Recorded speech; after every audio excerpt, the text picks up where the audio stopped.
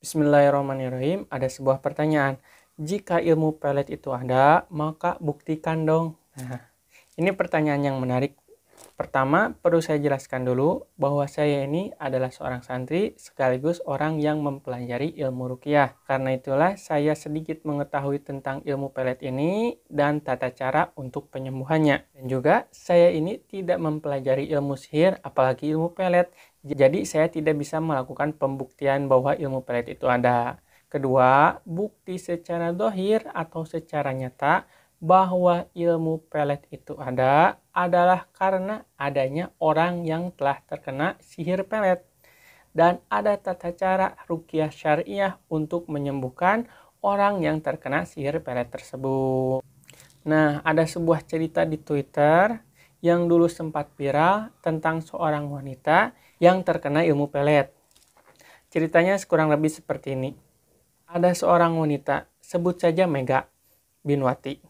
Nah, Mega ini merupakan seorang mahasiswi tingkat akhir yang akan melaksanakan PKL di suatu desa terpencil. Nah, si Mega ini mempunyai seorang pacar. Dan hubungan Mega dan pacarnya ini adalah hubungan yang serius. Dan ortu si Mega ini pun setuju dan merestui hubungan mereka.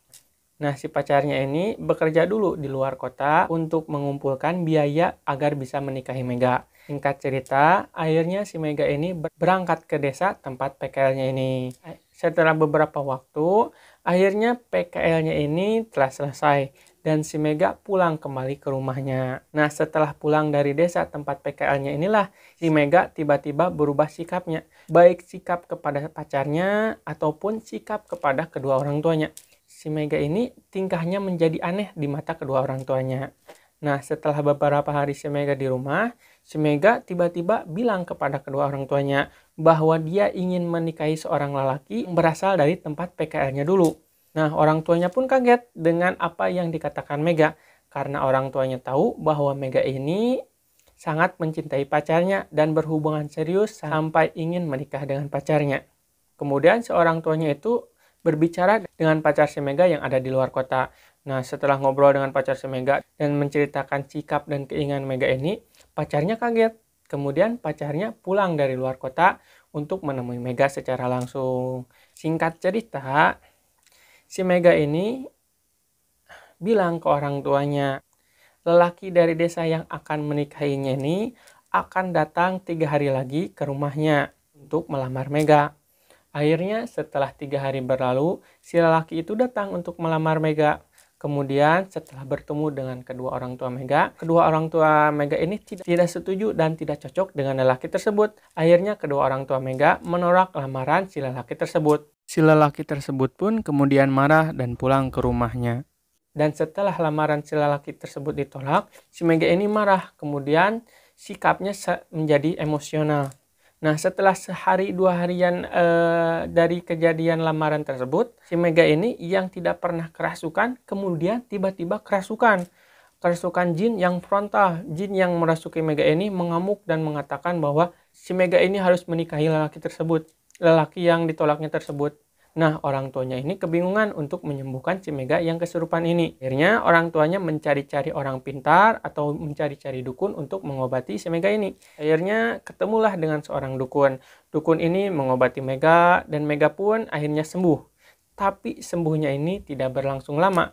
Karena si Mega ini kambuh lagi dari penyakitnya. Si Mega ini tetap mengalami kesurupan. Setelah gonta-ganti dukun, akhirnya dukun terakhir yang mengobati Mega ini memberikan sebuah jimat yang berupa kain, di mana jika si Mega memakai kain tersebut, maka si Mega ini tidak akan kesurupan. Dan memang benar, si Mega ini jadi tidak kesurupan selama si Mega ini tetap memakai kain pemberian dukun yang mengobatinya tersebut. Setelah si Mega ini sembuh, kemudian orang tuanya sepakat untuk menikahkan Mega dengan pacarnya yang dulu ia cintai. Dan Mega ini setuju untuk menikah dengan pacarnya yang dulu. Singkat cerita, akhirnya si Mega menikah. Kemudian si Mega ini dibawa ke luar kota ke tempat pacarnya bekerja. Nah, di luar kota inilah jimat yang berupa kain pemberian dukun yang mengobatinya itu hilang. Karena jimatnya hilang, akhirnya si Mega kerasukan kembali. Dan suaminya pun bingung cara untuk menyembuhkannya. Kemudian suaminya ini menelepon kedua orang tua Mega. Setelah berdiskusi dengan kedua orang tua Mega, akhirnya si suami mencari orang pintar untuk mengobati Mega. Nah, si suaminya ini bertanya kepada tetangganya di sana untuk mencari orang pintar yang bisa menyembuhkan Mega. Nah, alhamdulillah tetangganya malah merekomendasikan si suaminya ini untuk berobat kepada seorang kiai yang ahli ruqyah.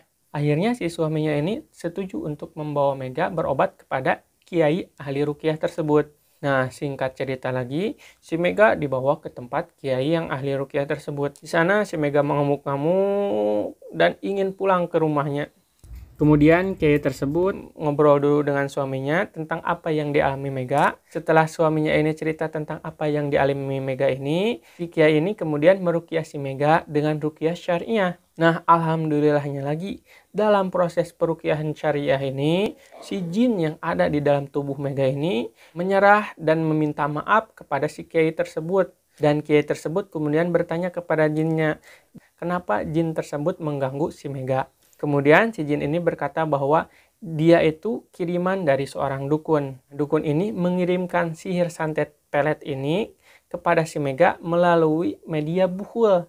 Yang mana di dalam buhul itu ada alat-alat sihir dan juga ada celana dalam Mega yang dipakai pas waktu PKL. Nah, inilah yang menjadi sumber penyakit di mana Mega bisa terkena sihir dan sering kerasukan.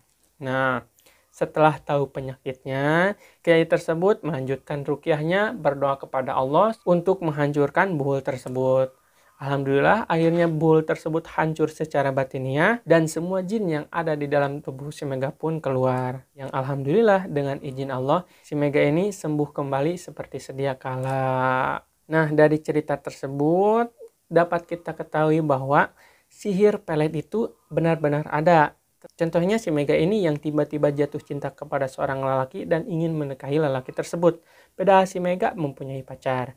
Dan sihir pelet ini walaupun sihir yang langka dan termasuk sihir yang tingkat tinggi, tetapi dengan izin Allah melalui pengobatan ruqyah syariah, sihir pelet tersebut bisa dihancurkan dan orang yang terkena sihir tersebut bisa sembuh seperti sedia kala. Jadi intinya sihir pelet itu ada dan cara menyembuhkannya pun ada, yaitu melalui ruqyah syariah.